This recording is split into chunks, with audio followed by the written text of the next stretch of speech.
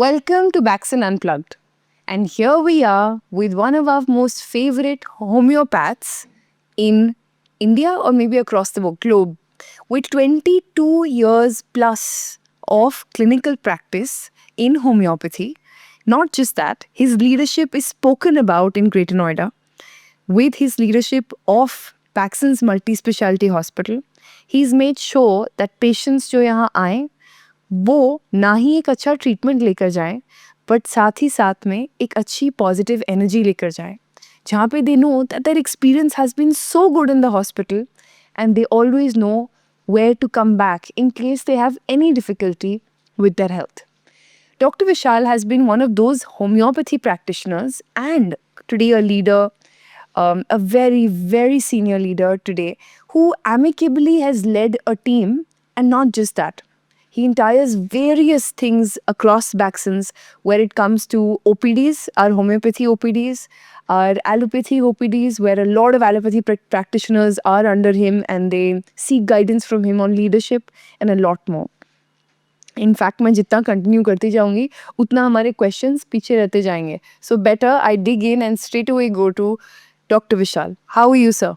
Wonderful. Thank you very much. Sir, 22 years of homeopathy practice is such a big milestone.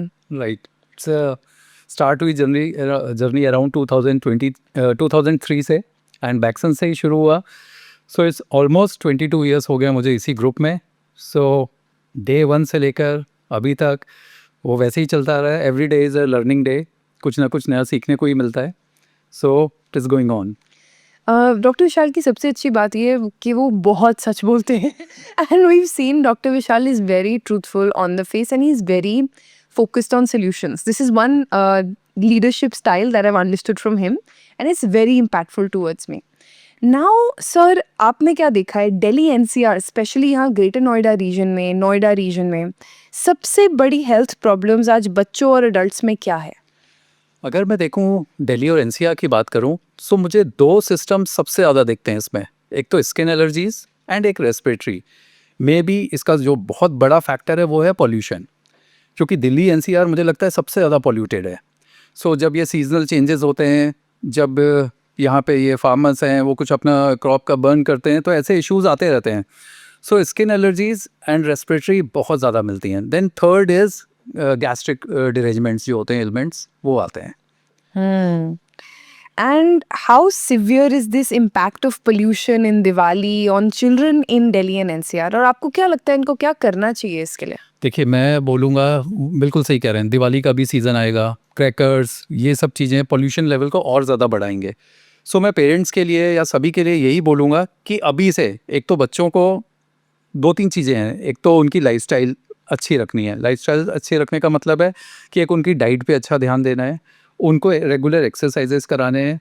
कोशिश करें कि अपना home cooked food ही उनको दें. कोई जैसे आउटसाइड फूड है, ये सब चीज़ें जंक्स जो हैं अवॉइड करें. सो यही सब कुछ चीज़ें हैं जिससे हम इसको इम्प्रूव कर सकते हैं. एंड सर, कोई होम्योपैथी रेमेडीज जो इस टाइम में आप सजेस्ट करोगे? बहुत इफ़ेक्टिव होम्योपैथी रेमेडीज़ हैं अगर मैं बोलूँ हमारे बैक्सन्स की, क्योंकि अब ये आ रहा है दिवाली का सीज़न. कफ कोल्ड इंक्रीज़ होगा, पॉल्यूशन लेवल जैसे बढ़ता जाएगा, ब्रोंकाइटिस, अस्थमा, ये सब केसेस बहुत आते जाएंगे. Even sinusitis, allergic rhinitis, sneezing, continuous sneezing हो रही है. तो इन सब के लिए बैक्सन्स में हमारे पास बहुत ही अच्छे प्रोडक्ट्स हैं. फॉर एग्जांपल, अगर मैं अस्थमा की बात करूं, ब्रेथलेसनेस की बात करूं, तो उसमें हमारा आस्था 8 syrup one of the best syrup है. मुझे लास्ट 22 ईयर्स हो गए हैं और मैंने थाउजेंड्स ऑफ केसेस में इसको एक्सपेरिमेंट किया है, यूज़ किया है. And to be very frank, एक भी केस मेरा इसमें फेल नहीं होता है. सो आस्था 8 सिरप आप अपने, मैं तो कहूँगा, घर में ज़रूर रखें. तो आपको क्विक रिलीफ देने के लिए बहुत ही अच्छी वो रेमेडी है. देन सिरप्स हैं, हमारी कॉफेट सिरप्स हैं. इसी का सिरप्स का टैबलेट फॉर्म्स भी हैं. आस्था 8 टैबलेट्स हैं, कॉफेट टैबलेट्स हैं, आप इनको यूज़ कर सकते हैं. इतना सिंप्लीफाई कर दिया है इसको कि सिरप्स फॉर्म में भी है, ये टैबलेट्स फॉर्म में भी है, एंड ड्रॉप्स फॉर्म में भी है. जो भी आप ले सकें. एडल्ट्स बहुत ईजिली सिरप ले सकते हैं, बच्चों के लिए हम ड्रॉप्स फॉर्म में उनको दे सकते हैं. इवन सिरप्स में भी बच्चे ले लेते हैं.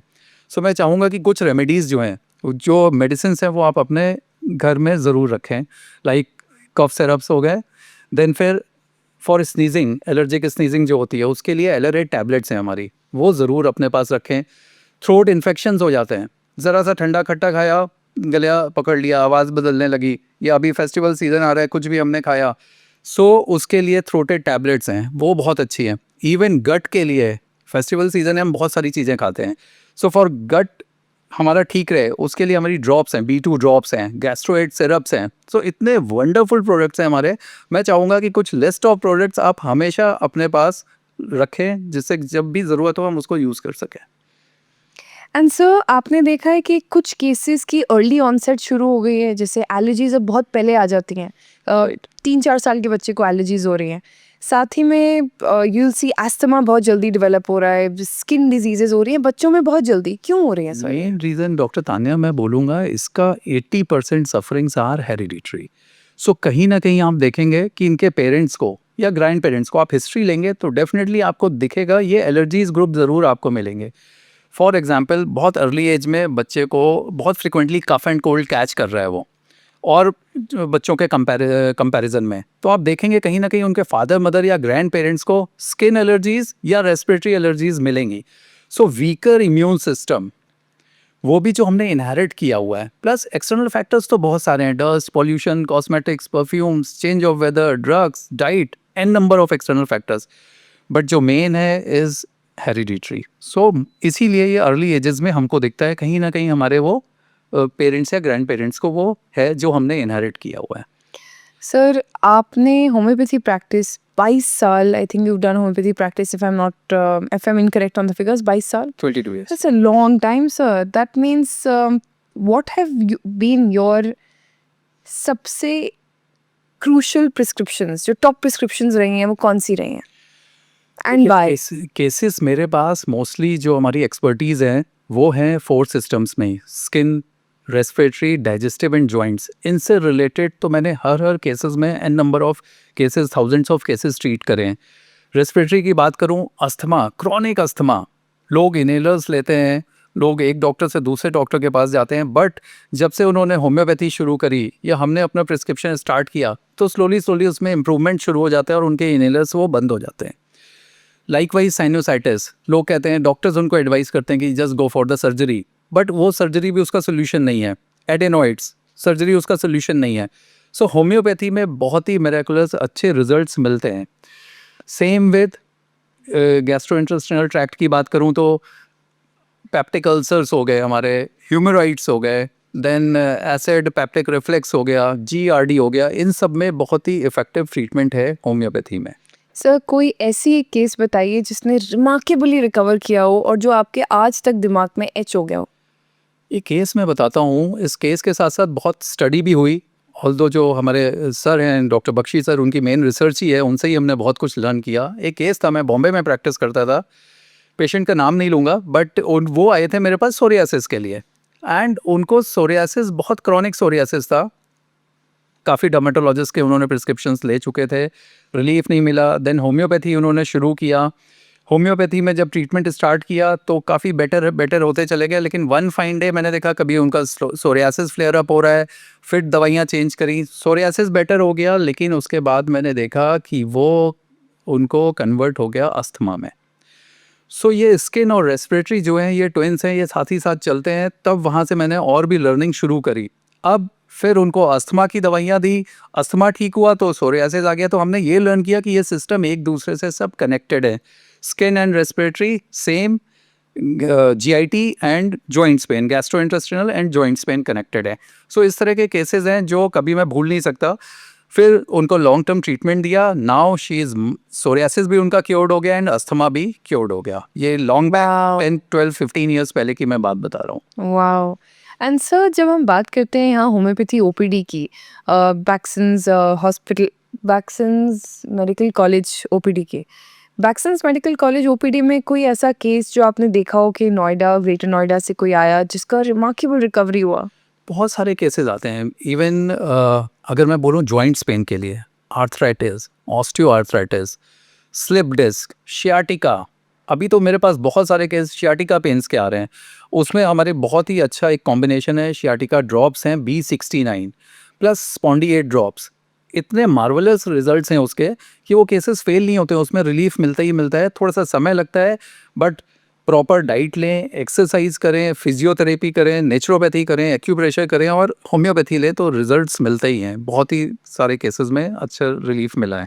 सर बिकॉज आपने कॉलेज को इतने बड़े टाइम के लिए देखा है, आपने देखा होगा कि बच्चे प्रैक्टिस करते हैं और फेल हो जाते हैं। राइट, जैसे होम्योपैथी में स्टूडेंट्स ग्रेजुएट होते हैं, डॉक्टर्स बनते हैं, वो डॉक्टर बनते हैं और उसके बाद वो प्रैक्टिस करना शुरू करते हैं और वो फेल हो जाते हैं। राइट। क्यों सर? क्यों इतना फेलियर रेट हाई है नए होम्योपैथी प्रैक्टिशनर्स का, जो अल्टीमेटली पता है होम्योपैथी का कहीं ना कहीं लेवल भी डिग्रेड कर देता है। किसी पेशेंट को अगर दर्द से आराम नहीं मिला, अरे होम्योपैथी काम नहीं करती, काम नहीं करता। बहुत इजीली ये सेंटेंस आ जाता है। सो मैंने ये देखा है कि नए बच्चे जब प्रैक्टिस कर रहे होते हैं उनको वो नॉलेज ही नहीं दी होती। What do you think about that? True, true, बिल्कुल। मैं इसमें यही बोलूँगा कहीं न कहीं उनका उतना एक्सपोज़र नहीं हुआ है। तो मैं हमेशा बोलता हूँ जो पास आउट बच्चे होते हैं, क्योंकि एवरी ईयर हमारे पास से 100 स्टूडेंट्स तो पास आउट होते हैं। तो मैं उनको हमेशा एडवाइस करता हूँ, इवन इन हॉस्पिटल्स वो हमारे साथ ओपीडीज़ में रहते हैं, वो आईपीडीज़ में रहते हैं, तो उनके लर्निंग बहुत ज़्यादा हो जाता है। सो कहीं न कहीं लैक ऑफ नॉलेज ही इसको बोलूँगा। तो मैं हमेशा यही बोलता हूँ उनसे कि किसी न किसी अपने एक्सपर्ट, कोई किसी प्रैक्टिशनर के अंडर में आप बैठो, 6 महीने 1 साल उनसे लर्न करो, फिर आप अपनी प्रैक्टिस शुरू करो। तो लर्निंग बहुत ज़रूरी है, अपनी नॉलेज को इम्प्रूव करना, अपग्रेड करना बहुत ज़रूरी है। सर आपके सबसे बड़ा take away as a homeopathy practitioner क्या रहा है वर्किंग इन अ सेटअप जहाँ पे हम फिजियोथेरेपी पे भी कंसंट्रेट करते हैं, नेचुरोपैथी पे भी करते हैं? आपको हेल्थ के बारे में सबसे बड़ा टेक अवे क्या लगता है? देखिए, ये हम पूरे इंडिया में अगर मैं बोलूँ तो वी आर नंबर 1 जो एक इंटीग्रेटेड अप्रोच के साथ में वर्क कर रहे हैं। इवन गवर्नमेंट ऑफ इंडिया भी अभी इसमें काफ़ी चीज़ें इसके ऊपर कर रही है, बट हम तो ये टाइम बहुत पहले से हम इस चीज़ों पे ऊपर वर्क कर रहे हैं। इस हॉस्पिटल में होम्योपैथी भी है हमारे पास, एलोपैथी भी है, जहाँ पे हमको इमरजेंसीज़ में ज़रूरत पड़ती है, वहाँ पे मेरे पास मल्टी स्पेशलिटी हॉस्पिटल भी है। So under the one roof हमारे पास सब पैथीज़ मिल रही हैं। तो मैं चाहूँगा कि मैं यही बोलना चाहूँगा कि ये इंटीग्रेटेड अप्रोच के साथ में फिजियोथेरेपी, योगा, नेचुरोपैथी, ये सब चीज़ें बहुत ज़रूरी हैं। इवन मैं डेली भी बोलता हूँ, जैसे पेशेंट आते हैं, फॉर एग्जांपल मेडिसिन्स लेने आ रहे हैं, तो मैं उनको सजेस्ट करता हूँ कि आप अपनी रेगुलर एक्सरसाइज करो। सिर्फ मेडिसिन के ऊपर आप डिपेंड मत रहो, आप अपनी लाइफस्टाइल ठीक करो, आप अपनी एक्सरसाइजेस करो, आप वर्कआउट करो और फिर दवाइयाँ खाओ, तो आपको इम्प्रूवमेंट बहुत फास्ट होगा। So you've been leading Baxon's multi-specialty hospital for quite a long time, and we've seen the results. We've seen how well it's flourished under your leadership. So इस एरिया में 7 अस्पताल हैं, राइट, एटलीस्ट जो मेरे knowledge में है उससे ऊपर भी होंगे। बिल्कुल। In your view what makes Baxon multi-specialty hospital stand out? देखिए, हमारा जो मेन है कि हम कभी भी अपनी क्वालिटी के साथ कॉम्प्रोमाइज़ नहीं करते हैं। सेकंड, कभी भी हमने ओवर प्राइस्ड कुछ भी नहीं रखा हुआ है। हमारे जो चार्जेस हैं, आप दूसरे हॉस्पिटल में आप जाएंगे तो उससे शायद 50% ही कम होंगे। सो ये एक ट्रस्ट का हॉस्पिटल है, जिसको हम उसकी इनर कोर वैल्यूज़ जो हमारी, हम उस पे ही इसको चलाते हैं ना। हम कभी ओवर प्राइस्ड नहीं रखते। हॉस्पिटल आप विजिट करिए, आप देखिए हाइजीन के ऊपर हम कितना वर्क करते हैं। आप रूम्स देखिए, मैं चैलेंज के साथ कह सकता हूँ कि बहुत और हॉस्पिटल्स हैं, उनमें ऐसी फैसिलिटीज़, इतने अच्छे हाइजीन, इतने अच्छे रूम्स और इस रेट पे कहीं नहीं मिलेंगे। सो एक तो कॉस्ट इफेक्टिव है, हाइजीन मेंटेन रखते हैं, टीम ऑफ डॉक्टर्स मेरे पास काफ़ी अच्छे हैं। सो ये सब वैल्यूज़ हैं जो हमको धीरे धीरे आगे लेके जा रही हैं। Noted, sir. So ऐसी कोई major incident where you thought that we've come so far at Baxon's multi-specialty hospital, जो आपको लगा हो कि नहीं हमारा हॉस्पिटल जो आप लीडर आप हमारा as I meant like whenever you look at Baxon's multi-specialty hospital, कोई ऐसा इंसिडेंट इतने सालों में रहा होगा जहाँ पे नोटिस किया अरे हमने तो बहुत आगे की सोच रखी है? देखिए, मैं इसमें सबसे बड़ी बात यही बोलूँगा, राइट फ्रॉम द बिगनिंग, मतलब होम्योपैथी की भी बात करूँ, मल्टी स्पेशलिटी की बात करूँ, बहुत कम लोग हैं जो आम जनता के लिए काम करते हों। अगर सिंस 2002 से ये बैक्सन्स होम्योपैथिक मेडिकल कॉलेज और हॉस्पिटल है, हमने इस एरिया में अराउंड 10 किलोमीटर्स का आप रेडियस ले लीजिए, उसमें पेरिफेरल ओपीडीज ओपन करी हुई है, विच कोई भी कॉलेज, कोई भी हॉस्पिटल नहीं करता इस तरह का। वहाँ पे हम फ्री ऑफ कॉस्ट मेडिसिन्स देते हैं। डेली मेरे पास पेरिफेरल ओपीडीज में हम अराउंड 500-600 लाइव्स को डेली टच करते हैं, उनको फ्री ऑफ कॉस्ट मेडिसिन्स देते हैं। इस तरह की ये सोशल एक्टिविटी बहुत ही कम हॉस्पिटल्स करते हैं। इवन इन जब से हमने अपना मल्टी स्पेशलिटी हॉस्पिटल ओपन किया, इसमें भी मैंने देखा कभी कभी मैं बोलूँगा बिलो पॉवर्टी लाइन या लो स्ट्रेटा वाले लोग भी जब हमारे पास आते हैं, तो हम उनको कभी भी वापस नहीं जाने देते हैं। हम उनको ट्रीटमेंट देते हैं, जितना कॉस्ट कम से कम हो सकता है हम वो चार्ज करते हैं। बीच-बीच में हम कैंपेन स्टार्ट करते हैं, जैसे नॉर्मल जो डिलीवरीज़ होती हैं उनका फ्री डिलीवरी कैंपेन शुरू कर देते हैं। हम ब्लड इन्वेस्टिगेशंस बहुत ही लो रेट पे करते हैं, कॉस्ट टू कॉस्ट। तो ये सब क्वालिटीज़ हैं जो हमको डिफ़र करती हैं बाकी सभी हॉस्पिटल से। So you're also a parent and a very proud parent and as you should be. So as a parent yourself, आपको क्या लगता है that parents आजकल बच्चों में resilience against pollution, viral infection, diseases, कैसे उनको इन सब से resilient बना सकते हैं कि वो इन चीज़ों से सफ़र ना करें? देखिए, 2 ही 3 चीज़ें हैं, बहुत ही कॉमन बेसिक सी चीज़ें हैं। एक तो उनका आपको लाइफ़स्टाइल ही ठीक करना है। लाइफस्टाइल ठीक क्या होता है? वही मैं बता रहा हूँ, बच्चे क्या देखते हैं, बच्चे जो आप कर रहे हो वही लर्न करते हैं। अगर आप पिज़्ज़ा, बर्गर खा रहे हो तो बच्चे भी वही खाएँगे, वही जंक फूड खाएँगे। सो मैं चाहूँगा कि आप अपने बच्चों को जहाँ तक हो सके होम कुक्ड फूड दें और ये जितने भी प्रोडक्ट्स हैं, जंक जंक चीज़ें हैं या मैदे वाली प्रिपरेशंस वाली चीज़ें, इसको आप अवॉइड करें। अगर आपको लगता है कि आपके बच्चे को बहुत फ्रिक्वेंटली कफ एंड कोल्ड होता है, कैच करता है, तो ये जितनी भी cold drink, Pepsis, ice creams, curd, lime, lemon ये सब चीज़ें अवॉइड करना है। तो एक उसको एजुकेट करें। सर बट ऐसी कोई चीज़ आपने पेशेंट्स में देखी होगी, ये गलती ये लोग करते हैं घरों में, बच्चे जिससे बीमार पड़ते हैं। बहुत सारी चीज़ें हैं। देखिए बहुत कुछ इम्पैक्ट पड़ता है हमारी डाइट का। सो डाइट में मैं देखूँ कि बच्चे को कफ एंड कोल्ड हो रहा है, फिर भी वो कह रहा है कि नहीं पापा मुझे आइसक्रीम खानी है, और हम सोच के उसको आइसक्रीम भी दे देते हैं। हम उसको कर्ड भी ऑफ़र कर रहे हैं, उसका गला भी ख़राब है, फिर भी हम चीज़ें देते, खट्टी चीज़ें उसको देते जा रहे हैं। तो इन सब चीज़ों में हमें पेरेंट्स को काफ़ी एजुकेट होना पड़ेगा। सर आप तो डॉक्टर हैं, एक मेडिकल प्रैक्टिशनर है, आपके घर में बच्चों का सेटअप कैसे चलता है? क्या खाते हैं, क्या पीते हैं? डेली रूटीन क्या रहता है? देखिए बच्चे सब घर जैसे ही है, मेरा घर भी है। 2 मेरे बच्चे हैं, सन है वो 9th स्टैंडर्ड में है, डॉटर 6 में है। वो भी अर्ली मॉर्निंग उठते हैं। जो होम कुक्ड उनकी मदर मेरी wife she is also a doctor, home cooked food उनके लिए कुछ बनाते हैं। जैसे फॉर एग्जांपल बच्चे मेरे, क्योंकि हमने शुरू से उनकी आदत डाली हुई है, जैसे वो दलिया भी खा लेंगे तो उसमें वो मना नहीं करेंगे, उस दलिया को भी इंजॉय करेंगे, क्योंकि हमने बचपन से उनको वैसा रखा हुआ है। वो मैं खा रहा हूँ, वही वो भी खा रहे हैं। देन मतलब मैं कोशिश हमारी यही रहती है कि हम ये जितना भी मैदा प्रिपरेशन है इसको अवॉइड करें और जंक को अवॉइड करें। और फ्रूट्स हमने ज़रूर ऐड करे हुए हैं उनकी डाइट में। अपनी डाइट में फ्रूट्स हो गए, ग्रीन वेजिटेबल्स हो गई, अपना यही सब चीज़ें हैं जो हमने उसमें ऐड करी हुई हैं। सर साथ ही में what role does stress play in worsening conditions like respiratory troubles, digestion troubles और स्किन एलर्जीज? देखिए स्ट्रेस जो है, क्रॉनिक स्ट्रेस जो है, हमारा इम्यून सिस्टम को सप्रेस करता है। ये सबको ही जानता है। जहाँ हमारी इम्यूनिटी सप्रेस हुई, बॉडी में स्ट्रेस जो है हार्मोनल इम्बैलेंस कॉज करेगा। अगर वो स्किन के लेवल पे देखूं तो कॉर्टिसोल लेवल को रेज करेगा हार्मोनल इम्बैलेंस से। फिर आपको एक्ने होने लगेंगे, पिंपल्स होने लगेंगे। और मैं स्ट्रेस की बात बताऊं, आपकी स्लीप डिस्टर्ब हो जाएगी। स्लीप डिस्टर्ब हुई तो जब आप सोओगे नहीं तो रिपेयर मैकेनिज्म आपका नहीं हो पाएगा। स्किन की मैं बात कर रहा हूँ। ऐसे ही आप अगर रेस्पिरेटरी की बात करूं तो हिस्टामिन लेवल आपका काफ़ी बढ़ेगा, तो फिर आपको सीओपीडीज, अस्थमा ये सब चीज़ें होंगे। तो स्ट्रेस एक बहुत मेजर फैक्टर है अपनी काफ़ी इलनेसेस के लिए, क्योंकि उसका ओवरऑल वो इम्यून सिस्टम को सप्रेस कर देता है। एंड सर कोई ऐसी छोटी सी हैबिट्स जो फैमिलीज में अपनाई जा सकती है इम्यूनिटी स्ट्रांग रखने के लिए? बिल्कुल। एक तो हमको सबको सनलाइट में ज़रूर जाना चाहिए। आज हमारी लाइफ़स्टाइल ऐसी हो गई है कि हमारा सन का एक्सपोज़र ही नहीं है, बिल्कुल ही ख़त्म हो गया है।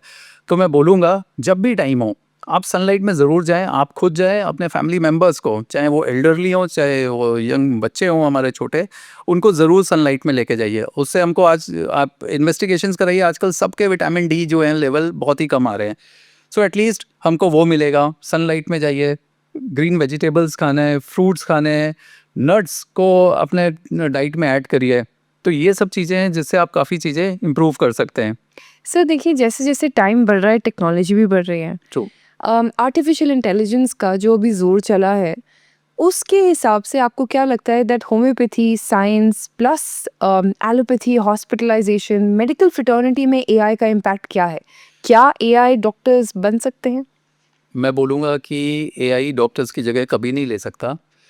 होम्योपैथी में तो बॉडी माइंड एंड सोल हम ट्रिनिटी के ऊपर वर्क करते हैं, विच मुझे लगता है यही उसमें लैक करेगा।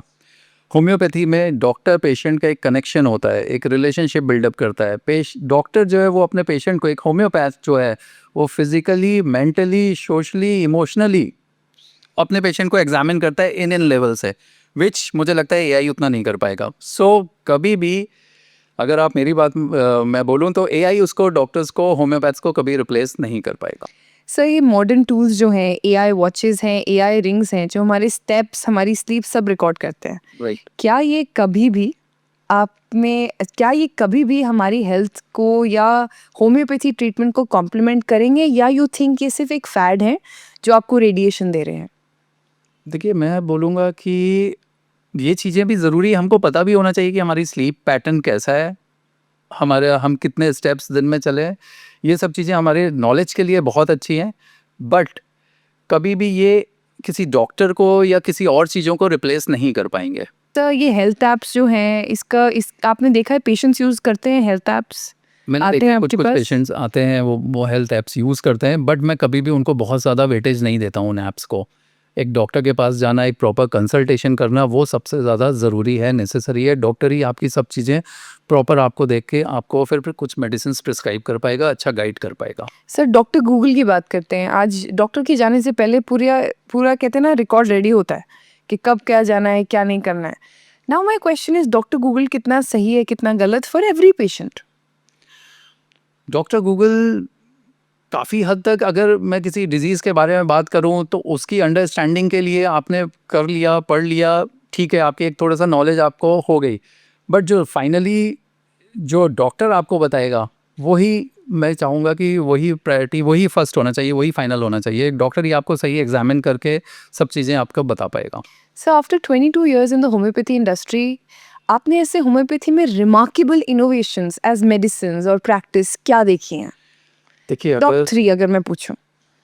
होम्योपैथी में अगर लास्ट में 20-22 इयर्स की भी बात करूं, इतनी सारी कंपनीज आ गई हैं, इतने सारे प्रोडक्ट्स आ गए हैं, विच इज़ मुझे लगता है कि सबसे बड़ा इनोवेशन है आपके पास। आपको प्रैक्टिस करने में बहुत इजी हो गया है। आज जो यंग जनरेशन या न्यू कमर्स जो पास आउट होते हैं, उनको पता नहीं होता कि मुझे नेक्स्ट क्या करना है, क्या प्रिस्क्राइब करना है। तो सबसे बड़ी बात तो है कि इतना मेडिसिन्स में चीज़ें ऐड हुई हैं, इतने पेटेंट प्रोडक्ट्स आए हैं और इतने अच्छे रिजल्ट्स हैं, तो उनकी वो प्रैक्टिस बहुत इजी हो जाती है उनको। तो एक ये होम्योपैथी एवरी डे ग्रो कर रहा है। अब 2 डिकेड्स मुझे ही हो गए हैं, तो अगर मैं देखता हूँ तो आज से 20 साल पहले इतना सब कुछ नहीं था। And awareness, overall awareness, government भी अब इसके ऊपर बहुत ज़्यादा अपने एफर्ट्स दे रही है, आयुष मिनिस्ट्री के through, as well as private companies हैं, वो बहुत ही अच्छा काम कर रही हैं। जैसे हम वैक्सीन्स की बात करें तो हमारे प्रोडक्ट्स हैं जो आज से 20 साल पहले थे और जो आज हैं, उनमें भी बहुत ज़मीन आसमान का अंतर है। फुल रेंज ऑफ मेडिसिन है हमारी। सो ये बहुत बढ़िया काम आगे हो रहा है और ऐसे ही चलता भी रहेगा। अगर मैं आपको कहूँ, आप आइलैंड में स्टक हो, सिर्फ 3 होम्योपैथी मेडिसिन लेके जा सकते हो, तो 3 मेडिसिन कौन सी होंगी? सबसे पहले मैं लेके जाऊंगा पेटेंट कोई भी जो अपने लिए, जो आपने यूज करी है, नहीं मैं इसके सब- बगैर नहीं रह सकता, मेरे को जरूरत पड़ेगी। मैं अपने बैग में हमेशा ही रखता हूँ। एक तो कफ सिरप मेरे पास हमेशा, वैक्सीन्स की हमारी कॉफेट सिरप है वो हमेशा लेके जाता हूँ। वायलेक्स टैबलेट्स फॉर कॉन्स्टिपेशन हमेशा रहती है वो मेरे पास में। उसकी मुझे बहुत ही रेयर ज़रूरत पड़ी, बट किसी ना किसी को पड़ती है तो मैं हमेशा उसको ऑफर करता हूँ। एंड थर्ड इज़ हमारा दिस स्किन की टैबलेट्स हैं, फॉर्मूला डी टैबलेट्स। सो वो आर्टिकेरिया में, इचिंग में, एक्जिमा में, सबोरिक डर्मेटाइटिस में, हर तरह के स्किन एलिमेंट्स में फॉर्मूला डी टैबलेट्स बहुत इफेक्टिव हैं। तो फॉर्मूला डी टैबलेट्स हो गया, थ्रोटेड टैबलेट्स हो गया, कॉफ सिरप हो गया, ये सब हमेशा मेरी किट में रहता ही रहता है। वाइलेक्स टैबलेट्स हो गई। सर कोई ऐसे खान पीन की चीज़ जो एक्चुअल में हमारी हेल्थ सपोर्ट करती है और इम्यूनिटी को सपोर्ट करती है, खाने पीने की चीज़? बहुत सारी चीज़ें हैं। मतलब सबसे पहले स्टार्ट करें तो फ्रूट्स हमको रेगुलर अपनी डाइट में रखना, ऐड होने ही चाहिए हमारी डाइट में। फिर आ जाते हैं ग्रीन वेजिटेबल्स के ऊपर, वो होना चाहिए। थर्ड आते हैं नट्स के ऊपर। नट्स का भी बहुत इंपॉर्टेंट रोल है, बहुत सारे न्यूट्रिएंट्स हमको नट्स के थ्रू मिलते हैं। सो नट्स ऐड होनी चाहिए। देन फिर आ जाते हैं फॉर एग्जांपल डार्क चॉकलेट। कभी कभी किसी का खाने का मन करता है, तो मैं कहूँगा कि वो डार्क चॉकलेट भी कहीं ना कहीं आपको हेल्प करती है। उसमें एक चीज़ होती है विच इज़ कॉल्ड थ्रियोब्रोमाइन। वो आपकी स्किन के लिए बहुत इफेक्टिव है, वो आपके फ्री रेडिकल्स को किल करती है। सो ये सब चीज़ें आपको अपनी डाइट में रखनी चाहिए। मैं चॉकलेट्स को प्रमोट नहीं कर रहा हूँ, बट आया माइंड में क्योंकि बच्चे मांगते भी हैं कभी कभी, तो आप ये ऑफर कर सकते हैं उनको। सो ऐसी कोई खाने की चीज़ जो आपके घर में हमेशा होती है, आपके बच्चों के लिए, फैमिली के लिए, जो एक रिचुअल है, ये एक ऐसा रिचुअल है जो कभी ब्रेक नहीं होगा खाने पीने में, एक ऐसी चीज़ खाने पीने में मैं बोलूँगा फ्रूट्स हमेशा रहते हैं हमेशा, जी। लोकल सीजनल फ्रूट्स, हाँ, लोकल सीजनल फ्रूट्स। कोई ये नहीं कि हम नहीं नहीं नहीं बेरीज यहाँ से ले रहे हैं, नहीं, ये कुछ यहाँ से जो कुछ आ रहा सीजनल है। फ्रूट है, जो लोकली ग्रो हो रहा है, वो फ्रूट हमेशा घर में रहेगा। वही हैबिट बच्चों की भी डाली है हमने। Very well sir. Sir, if not a doctor, what would you have been? थोड़ा सा डिफिकल्ट क्वेश्चन है, क्योंकि बचपन से मैंने सोचा था, मेरे फादर भी डॉक्टर हैं एंड मैं बहुत ब्लेस्ड हूँ कि पढ़ने के बाद मैं इस बैक्सन्स कंपनी में आया। सो मेरे शुरू से ही डॉक्टर का था, तो मैंने कभी सोचा नहीं कि इसके हटके मैं क्या क्या बनूंगा। सर, लाइक क्या लाइफस्टाइल चेंजेस अलोन मेडिसिन के बगैर सिग्निफिकेंट रिजल्ट शो कर सकते हैं? थोड़ा सा डिफिकल्ट है। लाइफस्टाइल चेंजेस तो बहुत ज़रूरी हैं सबकी लाइफ में, लेकिन जहाँ मेडिसिन का रोल है वो मेडिसिन ही पूरा करेगी। एंड लाइफस्टाइल डेफिनेटली चीज़ों को इम्प्रूव करेगा, हेल्प करेगा, और आगे ना हो आपके इम्यून सिस्टम को स्ट्रॉन्ग करेगा, बट मेडिसिन का रोल वो मेडिसिन ही करेगी पूरा। सर, एनसीआर और दिल्ली रीजन में, specifically Noida, greater Noida region में, आपको सबसे ज़्यादा प्रॉब्लम, हेल्थ प्रॉब्लम क्या लग रही है अभी? मुझे सबसे ज़्यादा लग रही है अभी रेस्पिरेटरी ट्रबल्स जो हो रहे हैं। हम्म। फ्रिक्वेंटली कफ एंड कोल्ड हो रहा है, स्नीजिंग हो रही है। ये उसका रीज़न भी है pollution, hmm. Change of weather. So सबसे ज़्यादा अभी रेस्पिरेटरी कंस्ट्रक्शन चल रहा है हर जगह, सो ये भी एक बहुत बड़ा रीज़न है। तो अभी सबसे ज़्यादा रेस्पिरेटरी ट्रबल्स ही आ रहे हैं। सीओपीडीज हो रहा है, अस्थमा हो रहा है, ब्रोंकाइटिस हो रहा है। एंड इसका ट्रीटमेंट मैं आपको बोलूँ तो होम्योपैथी में बहुत ही अच्छा है। आप थोड़ा सा अपना रेगुलर एक्सरसाइज करें, योग प्राणायाम करें, एक अपनी अच्छी सी डाइट लें, ठंडा खट्टा अवॉइड करें, साथ में होम्योपैथिक मेडिसिन लें, रिजल्ट्स आपको बहुत अच्छे ही मिलेंगे। सर, कोई एडवाइस नए नए होम्योपैथ्स के लिए? होम्योपैथ्स के लिए मैं एडवाइस यही दूंगा कि आप जब पास आउट होते हो, तो पास आउट होने से पहले और कुछ समय तक आप कभी थोड़ा सा समय निकाल के 1 घंटे 2 घंटे किसी अच्छे सीनियर होम्योपैथ के पास ज़रूर जाएं, आप उनसे लर्न करें, सो दैट आपको अपनी प्रैक्टिस बहुत आपको इजी होगी, आप अच्छा प्रिस्क्रिप्शन कर पाएंगे और स्किल्ड हो जाएंगे। सो आपको ज़रूर लर्न करना चाहिए। Perfect sir. सर, अब हम आते हैं अपने लास्ट राउंड के ऊपर, जो है रैपिड फायर राउंड। ठीक है? इसमें जो पहले दिमाग में आ रहा है वो आप बताएंगे हमें। फाइन। ठीक है सर? एक चीज जो आप चेंज करना चाहेंगे on how parents handle children's immunity. जो चेंज करना चाहूँ, हाँ, कि ये गलत तरीके से हैंडल करते हैं। या तो डाइट है इसमें मेन, कि डाइट पेरेंट्स भी कभी कभी क्या है, बच्चों के ऊपर बहुत वो हो जाते हैं कि नहीं थोड़ा सा तो मांग रहा है ये। सो वो थोड़ा सा, मैं हमेशा ये एग्जांपल देता हूँ, अगर उसको उसका थ्रोट इरिटेशन हो रहा है या फीवर है, उसको हम कर्ड दे रहे हैं, आइसक्रीम्स दे रहे हैं, डॉक्टर साहब थोड़ी सी दी थी, तो मैं उसको ये बोलता हूँ कि ये दवाइयाँ भी मेरी थोड़ी सी हैं जो इतना इफेक्ट करती हैं, तो आपका ये जो थोड़ा है वो एग्जैक्टली थोड़ा नहीं है, वो बहुत ज़्यादा है, वो इसको ट्रिगर कर रहा है। सो मैं पेरेंट्स को बोलूँगा कि आप प्लीज़ डाइट को बहुत फॉलो करें। सर, एक हेल्थ मिथ जो आपको बस्ट करनी है वो क्या होगी? सबसे बड़ी हेल्थ मिथ जो है आजकल क्या चल रहा है, जो आपको बस्ट करनी है कि ये गलत है? तो जो आजकल चल रहा है, बहुत टाइम से भी चल रहा है और आजकल बहुत ज़्यादा चल रहा है, कि होम्योपैथिक मेडिसिन में स्टेरॉइड्स होते हैं। बट मैं आपको बोलता हूँ कि आप कहीं पे भी जाओ, चेक करा लो, होम्योपैथी मेडिसिन में कोई भी स्टेरॉइड्स नहीं होते हैं। आपने राइट रेमेडी सेलेक्ट करी है, आपके मेडिसिन अच्छी है, तो उसके रिजल्ट्स भी बहुत क्विक मिलेंगे। सर, वन होम्योपैथिक रेमेडी जो हर इंसान को अपने घर में रखनी चाहिए। एकोनाइट एक बहुत अच्छी मेडिसिन है, वो सबको हमेशा अपने पास रखनी चाहिए। वो फीवर में भी काम आएगी, वो सडन फियर में भी, शॉक में भी, सब चीज़ों में काम आएगी। दूसरा मैं बोलूँगा, 1-2 अपने पास अच्छी कफ सिरप्स ज़रूर रखनी चाहिए, क्योंकि सडन कभी ब्रेथलेसनेस हो रहा है, कभी किसी को कुछ हो रहा है, या फीवर की दवाइयाँ और रखनी चाहिए आपको। जैसे?